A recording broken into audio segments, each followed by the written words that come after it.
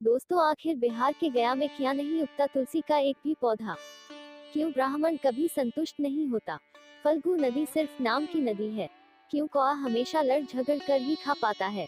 कौआ, तुलसी, ब्राह्मण व गाय को माँ सीता ने क्यों श्राप दिया था? इसके बारे में कुछ लोग ही जानते हैं। आइए हम विस्तार से इस बारे में बताते हैं। यह जानने से पहले दोस्तों, यह चैनल आपका एक छोटा सा परिवार है और अपने परिवार का सपोर्ट करें। वीडियो को लाइक और चैनल को सब्सक्राइब कर ले। वाल्मीकि रामायण के मुताबिक वनवास के दौरान भगवान राम, लक्ष्मण और माता सीता पितृपक्ष में श्राद्ध करने के लिए बिहार के गया धाम पहुंचे। वहां ब्राह्मण ने भगवान श्री राम और लक्ष्मण को श्राद्ध कर्म के लिए आवश्यक सामग्री जुटाने के लिए कहा। इस पर भगवान राम व लक्ष्मण नगर की ओर सामान लाने के लिए निकल पड़े। ब्राह्मण देव ने माता सीता से आग्रह किया कि पिंडदान का समय निकलता जा रहा है।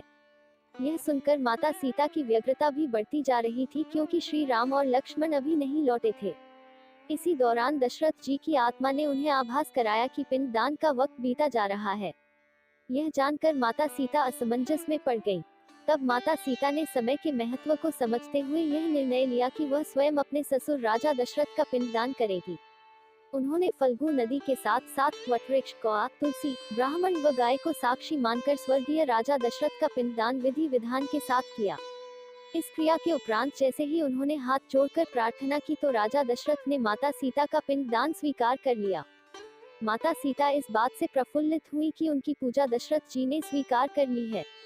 इसके बाद उनके मन में संशय भी हुआ कि प्रभु राम इस बात को नहीं मानेंगे, क्योंकि पिंडदान पुत्र के बिना नहीं हो सकता है।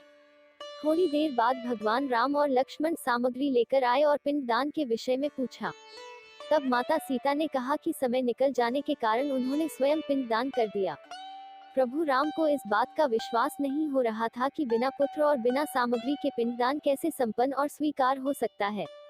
इसके बाद माता सीता ने कहा कि वहां उपस्थित फल्गु नदी, तुलसी, कौआ, गाय, वटवृक्ष और ब्राह्मण श्राद्ध कर्म की गवाही दे सकते हैं।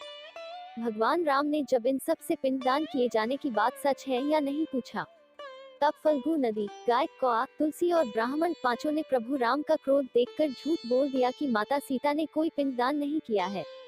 वटवृक्ष ने सत्य कहा कि माता सीता ने सबको साक्षी मानकर विधि पूर्वक राजा दशरथ का पिंडदान किया है।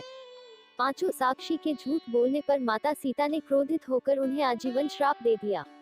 इन्हें मिला था श्राप। फल्गु नदी को श्राप दिया कि वह सिर्फ नाम की नदी रहेगी, उसमें पानी नहीं रहेगा। इसी कारण फल्गु नदी आज भी गया में सूखी है। गाय को श्राप दिया कि गाय पूजनीय होकर भी सिर्फ उसके पिछले हिस्से की पूजा की जाएगी और गाय को खाने के लिए दर बदर भटकना पड़ेगा। आज भी हिंदू धर्म में गाय के सिर्फ पिछले हिस्से की पूजा की जाती है। माता सीता ने ब्राह्मण को कभी भी संतुष्ट न होने और कितना भी मिले उसकी दरिद्रता हमेशा बनी रहेगी का श्राप दिया। इसी कारण ब्राह्मण कभी दान दक्षिणा के बाद भी संतुष्ट नहीं होते हैं। माता सीता ने तुलसी को श्राप दिया कि वह कभी भी गया की मिट्टी में नहीं उगेगी। यह आज तक सत्य है कि गया की मिट्टी में तुलसी नहीं फलती। और कौआ को हमेशा लड़ झगड़ कर खाने का श्राप दिया था। कौआ आज भी खाना अकेले नहीं खाता है। माता सीता ने जहां इन पांचों को श्राप दिया, वही सच बोलने पर वटवृक्ष को आशीर्वाद दिया कि उसे लंबी आयु प्राप्त होगी। वह दूसरों को छाया प्रदान करेगा। पतिव्रता स्त्री उनका स्मरण करके अपने पति के दीर्घायु की कामना करेगी। वीडियो थोड़ी भी अच्छी लगी हो तो वीडियो को लाइक और चैनल को सब्सक्राइब करें। धन्यवाद।